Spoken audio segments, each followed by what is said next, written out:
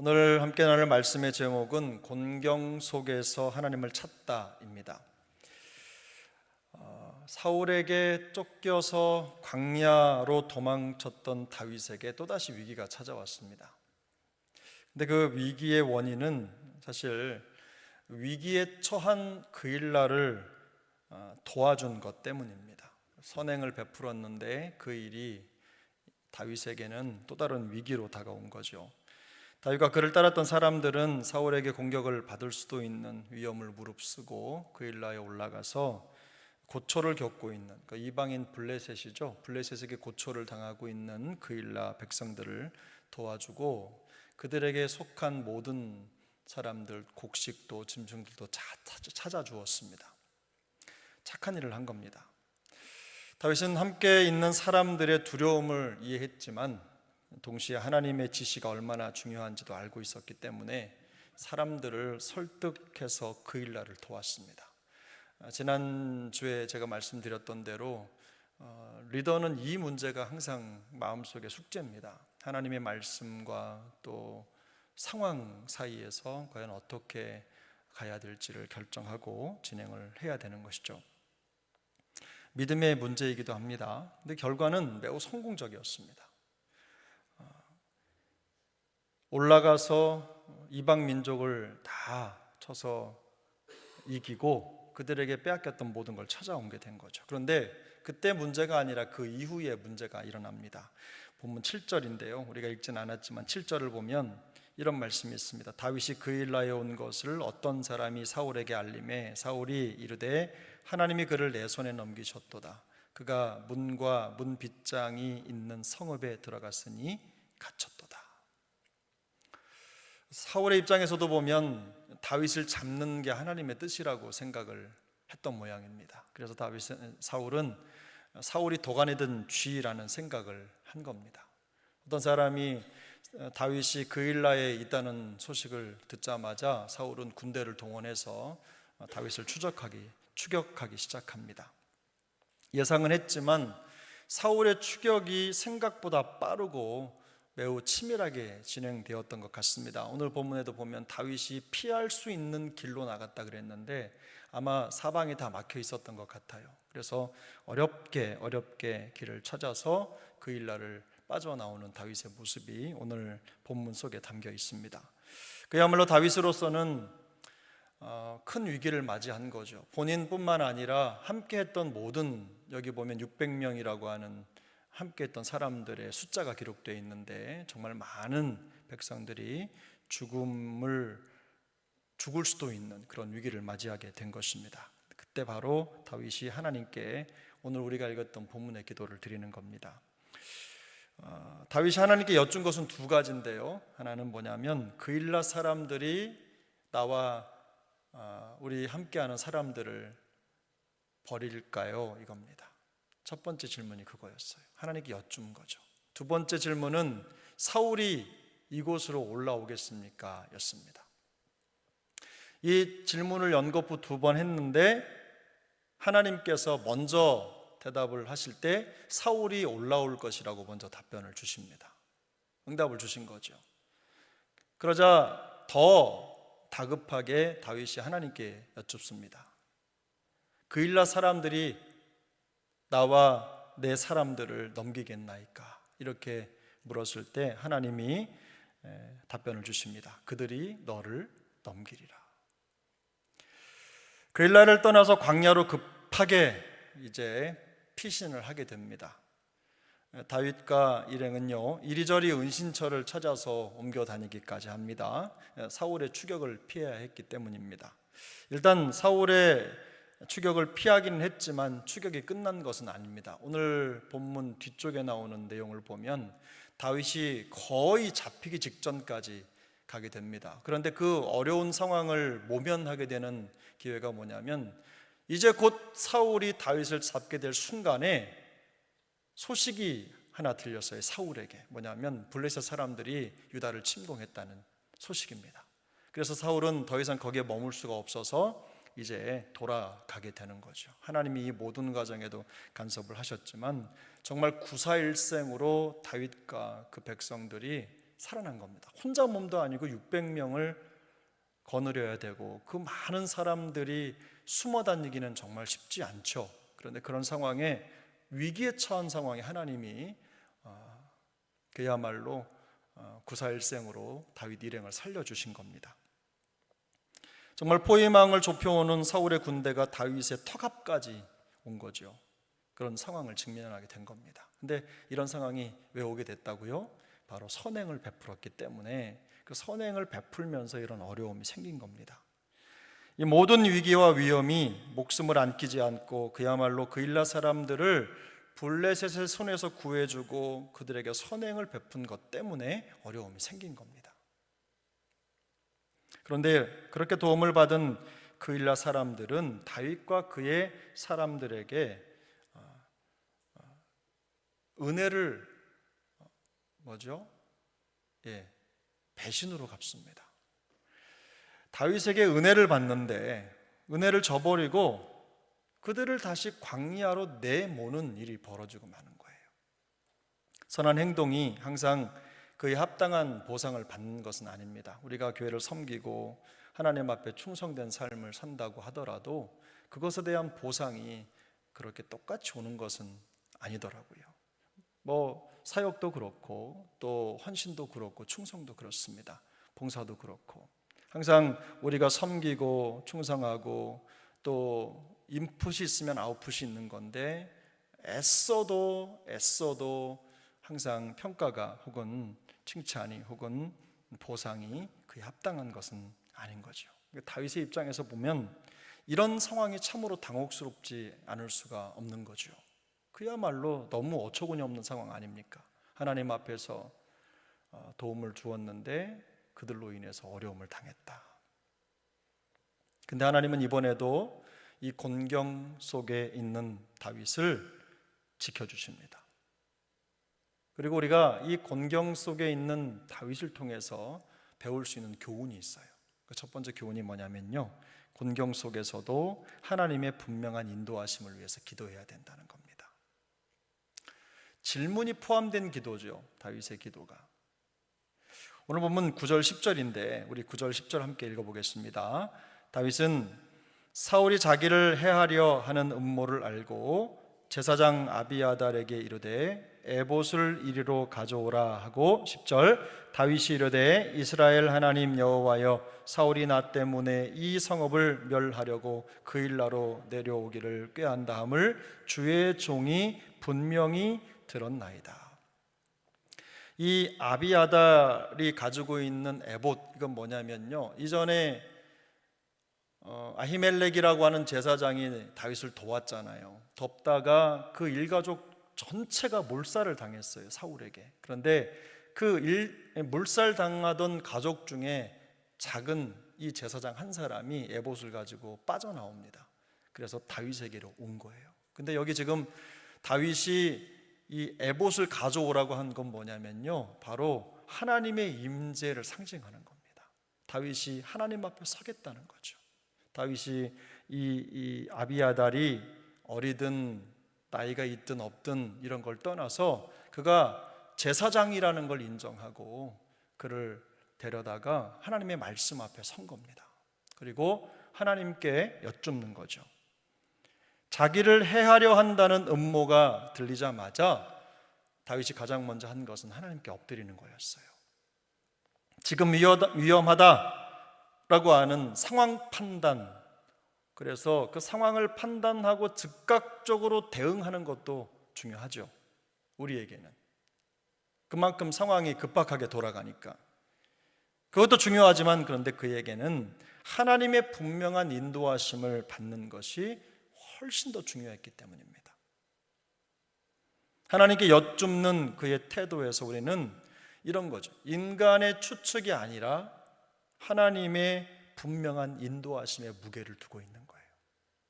그게 바로 다윗이 선택하는 선택의 원리였습니다. 여기 보면 그렇잖아요. 그일라로 내려오기를 꾀한다함을 주의 종이 분명히 들었나이다. 전에 들은 겁니다. 전에 들었는데 이것보다도 지금 다윗에게는 뭐가 필요합니까? 하나님이 그에게 직접 말씀하시는 응답이 필요했던 거예요.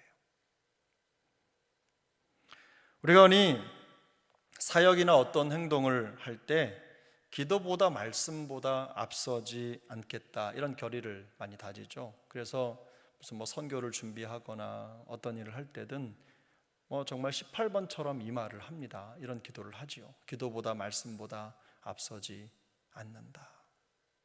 기도보다 말씀보다 앞서지 않겠다. 그런 결의를 다지죠. 근데 그게 잘 안 되죠.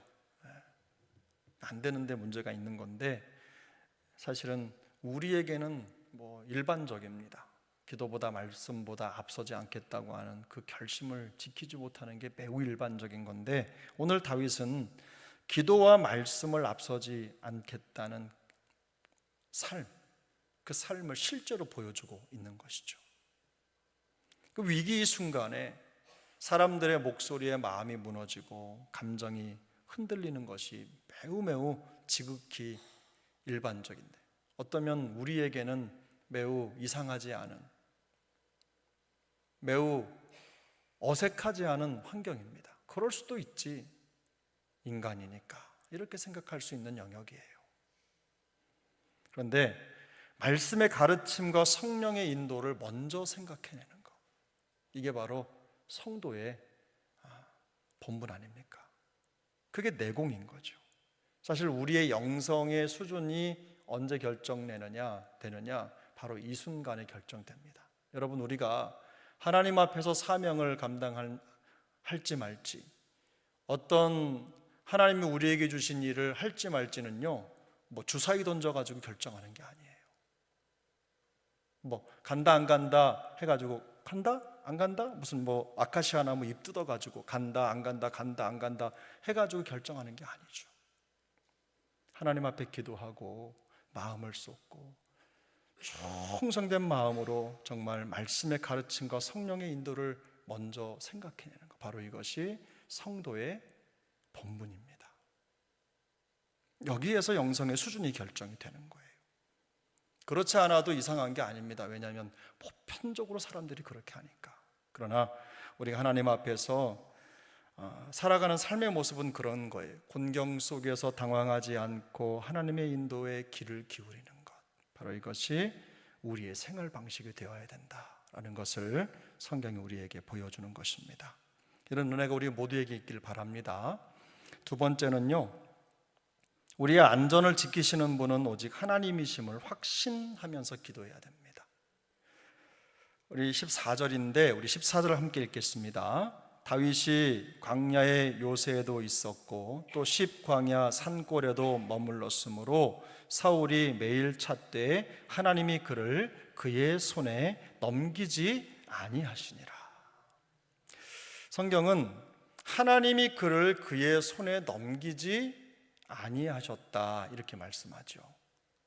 다윗이 잘 피해서 안전하게 된 게 아닙니다. 그가 지략이 있어서 안전한 것이 아닙니다.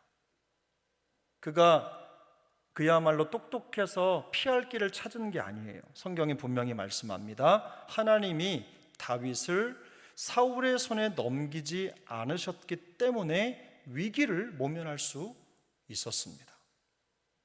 여기서 우리는 아주 중요한 것을 발견할 수가 있는데요, 본문 12절을 보면 그런 내용이 있죠. 그일라 백성들이 다윗과 그의 사람들을 사울의 손에 넘기겠나이까? 라고 물었을 때 하나님이 뭐라고 대답하셨습니까? 그들이 너를 넘길 것이니라, 이렇게 말씀하셨잖아요. 그런데 14절에서 하나님은 다윗을 그의 손에 넘기지 아니하셨다라고 말씀하고 있는 거예요. 사울이 올라올 것이냐 물었을 때 뭐죠? 올라온다고 말씀하셨어요. 그일라 백성들에게 묻습니다. 백성들이 어떻게 할지를 물었을 때 하나님이 말씀하십니다. 그들이 너를 넘길 것이다. 그런데 하나님은 뭐라고 말씀하셨어요? 하나님이 다윗을 그의 손에 넘기지 않으실 것이다. 결국 다윗의 안전이 사람의 손이 아니라 하나님의 손에 달려 있다는 것을 보여주신 겁니다. 그일라 사람들이 넘긴 게 이겼습니까? 하나님이 넘기지 않는 게 이겼습니까? 결론적으로 하나님이 넘기지 않는 게 이겼다는 거 우리가 너무 잘 알고 있는 거죠. 그일라 사람들을 구해주고 위기를 맞게 된 과정에 가만히 보면요, 하나님이 다윗에게 큰 깨달음을 주기 위한 장치, 그 은혜의 장치가 담겨 있어요. 우리가 삶의 여정에서 이걸 잘 파악하셔야 되는데 이런 거죠. 우리에게 일어나고 있는 모든 일상의 과정들이 사실은 우리에게 은혜를 주시고자 하는 하나님의 의도가 담겨 있다는 것, 그 속에서 하나님의 섭리와 뜻을 발견해가는 것. 참 이게 어렵지만 우리의 일상이 그냥 일상이 아닙니다. 하나님께서 우리에게 은혜를 주시고 우리를 이끌어 가시는 과정 속에 일어나는 필연적인 일들이기 때문에 그 안에는 분명히 의미가 있습니다. 여러분 보세요. 사실 그일라에 올라가서 목숨 걸고 싸우고 그들을 구해준 건 왜 그랬습니까? 다윗이 왜 그랬어요? 하나님이 그렇게 하라고 하셨거든요. 하나님이 그일라에 올라가서 그들을 구원하라고 하셨거든요. 2번이나 물어봤습니다. 하나님 갈까요 말까요? 하나님이 가라고 하셨어요. 가서 그들을 치고 그들을 구원하라고 하셨어요. 하나님의 말씀을 따른 거예요. 그래서 다윗은 함께하는 사람들이 반대하고 막았음에도 불구하고 그들을 설득해야만 됐어요. 하나님이 우리에게 이 일을 맡기셨다. 그게 가장 큰 이유였습니다. 하나님이 그렇게 하라고 하셨으니까. 그래서 다윗은 어떻게든 함께하는 사람들을 설득해야 했어요. 그들을 데리고 하나님의 말씀대로 가야 했기 때문입니다. 다윗의 입장에서 생각해 보면 먹을 것이 풍부한 그일라, 곡창지대라는 말씀을 드렸죠. 그래서 이방인들이 그 땅을 호시탐탐 노렸던 거예요. 근데 그 땅을 가서 도와주고 그들에게 선행을 베풀면 혹시 알아요? 그 많은 풍족한 곡식들이나 그들이 가지고 있었던 것들을 나누어 줄 수 있지 않을까? 오랫동안 광야 생활을 하면서 척박하게 살아왔던 다윗의 입장에서는 그런 하나님의 뜻을 아마 확대해서 생각했을 겁니다. 하나님이 자세하게 말씀은 안 하셨지만 그일라 지역을 생각하면 하나님이 그들을 도와주라고 한 이유가 있을 거다. 우리가 지금 너무 힘들지 않겠냐? 이렇게 힘들고 어려운 상황에 하나님이 우리에게 그일라를 붙이신 것은 우리의 삶을 도와주시려는 의도가 있는 것이다. 아마 제 생각엔 아마 저라면 그렇게 함께하는 사람들을 설득했을 것 같아요.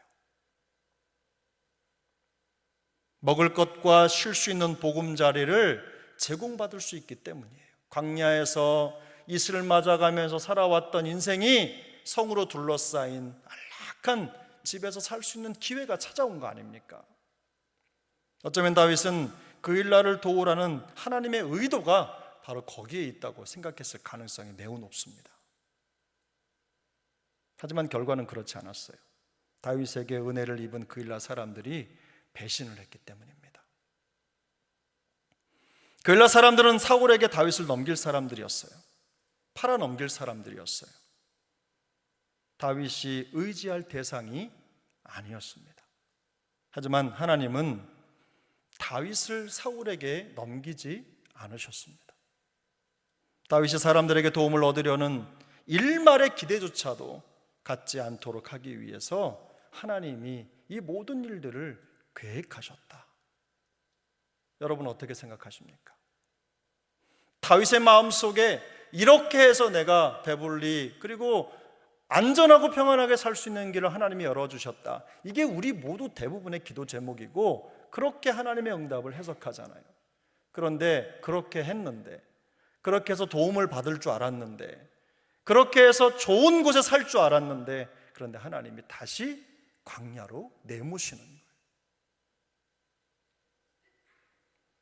그런데 여러분, 다윗이 이 그일라 사건과 관련해서 이후에 어떤 자기의 생각이나 평가를 내놓습니까? 내놓지 않아요.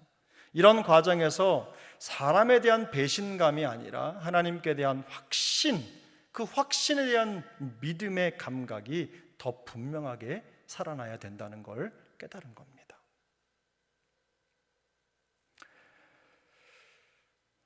저도 이런 배신을 당하면 아마 밤에 잠도 잘 못 잘 것 같아요. 떨려가지고. 왜 우리의 삶 속에 그런 일이 없겠어요? 있죠. 그것 때문에 신앙생활을 못하게 될 가능성도 있습니다. 이런 일을 한번 당하면요, 말씀도 들어오지 않아요. 기도도 안 돼요. 그런데 이 상황에 여러분 보세요. 다윗은 하나님께 기도합니다. 하나님에 대한 믿음의 감각이 살아나고 있는 거예요. 이게 영성입니다. 실제로 여기에는요, 자신을 배신한 그일라 백성들에 대한 다윗의 평가가 나타나지 않아요. 여러분 본문 읽어보셔서 아시죠? 한마디도 하지 않습니다. 이 과정을 통해서 다윗은 뭘 깨달았을까요? 하나님만이 나의 안전이시다. 사람 의지하려고 하는 거 그거 꺾어야 된다. 하나님만이 나의 보호자시다. 이런 생각을 마음속에 확정한 겁니다. 지난주에도 말씀을 드렸지만 사람의 방법으로, 사람의 뜻대로, 생각대로 하나님이 일하실 것 같으면 우리에게 믿음을 요구하지도 않아요. 그대로 하면 되지. 교회 일은요 항상 그래요. 사람의 방법으로, 사람의 뜻대로 될 것 같으면요 그냥 우리가 하면 되지 왜 하나님이 필요해요? 하나님이 모든 과정 속에 우리에게 믿음을 요구하실 때는 이유가 있는 겁니다.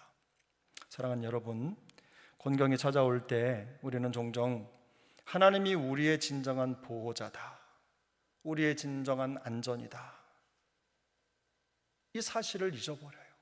그리고 사람의 도움에 기대려는 충동을 갖습니다. 그런 충동을 느껴요. 그러나 우리의 안전과 보호는 우리를 악에게 넘겨주지 않으시는, 우리의 구원을 양보하지 않으시는 하나님의 손에 있는 줄로 믿습니다. 만약에 하나님이 타협하셔서 우리를 구원하시겠다고 해놓으시고선 그 손 놓으시면 우리 어떻게 되는 겁니까? 그런 일은 절대 일어나지 않는 거예요. 하나님이 다윗을 지키시겠다고 하셨으면 하나님은 지키시는 겁니다. 내 감정하고 상관이 없어요. 구원은 감정이 아니잖아요. 내가 구원받은 감정이 들어서 구원을 확신하는 게 아닙니다. 하나님이 주권적으로 우리 안에 역사하시기 때문에 우리가 구원을 받는 거죠. 내 감정과 상황과 상관이 없어요. 하나님은 일하십니다. 당신의 방법대로 일하시는 거거든요. 믿음이라고 하는 것은 모든 것이 하나님의 손에 있다는 것을 인정하는 거예요. 그래서 다윗은 이런 고백을 하죠. 시편 62편에 보면 1절을 우리 같이 읽겠습니다. 1절, 시편 62편 1절 함께 읽습니다. 나의 영혼이 잠잠히 하나님만 바라며 나의 구원이 그에게서 나오는도다. 아멘.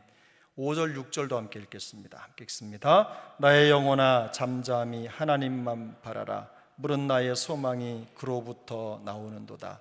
오직 그만이 나의 반석이시요 나의 요새이시요 나의 구원이시요 요새이시니 내가 흔들리지 아니하리로다. 내가 흔들리지 아니하리로다, 이건요 누가 해주는 게 아닙니다. 다윗의 입장에서 봤을 때 그가 처한 모든 상황 속에 그는 마음을 흔들리지 않도록 견고하게 지탱해야 될 책임이 있는 거예요. 그래서 그는 스스로 능동적으로 하나님 앞에서 마음을 지키겠다고 선언을 하고 있는 것입니다. 믿음 좋다고 자랑할 거 아닙니다. 언제 어떻게 어떤 위기를 만날지 모르기 때문입니다. 그러나 우리가 날마다 우리의 모든 삶의 여정 속에 할 수 있는 가장 지혜로운 일은 그럼에도 불구하고 우리의 안전, 우리의 반석, 우리의 구원은 하나님이시라는 걸 인정하는 겁니다. 그리고 그분을 의지하는 거예요. 그 마음을 지키는 거예요. 그래서 우리 세종항 식구들에게 이런 믿음과 확신이 있기를 축복합니다. 선을 악으로 갚는 광야와 같은 세상에 포위된 인생 아닙니까? 선한 것을 내놓아도 그 선을 그렇게 선하게 여기지 않는 것이 세상 아닙니까? 근데 다윗은 하나님의 인도와 보호를 확신하면서 그 모든 난관을 헤쳐나갔습니다. 아마 다윗은요 이런 걸 거예요. 광야가 어렵다기보다도 그렇게 세상에 믿을 사람 하나 없을까라는 그 사실이 너무 고통스러웠을 거예요. 자기의 목숨을 걸고 가서 도와줬는데도 그런 사람들에게 배신을 당하고 버림을 받았다. 이 사실이 너무너무 힘들었을 거예요. 그것만 바라보면. 그런데 다윗은 그때 그 사람들에게 있는 시선을 하나님께 둡니다. 보이는 사람이 아니라 보이지 않는 하나님께 두는 거예요. 자기를 버리는 세상이 아니라 자기를 버리지 아니하시는, 넘기지 아니하시는 하나님께 마음을 두면서 인생의 여정을 다잡습니다. 곤경 속에서도 하나님을 찾는 사람으로 살아가는 것입니다. 우리 사랑하는 세종강 식구들, 이 애나꼴의 동지들에게 이런 은혜가 있기를 바랍니다. 이런 다윗의 모습이 우리의 삶의 큰 기둥으로 자리 잡히고 다윗처럼 그렇게 살아가시기를 예수님의 이름으로 축복합니다.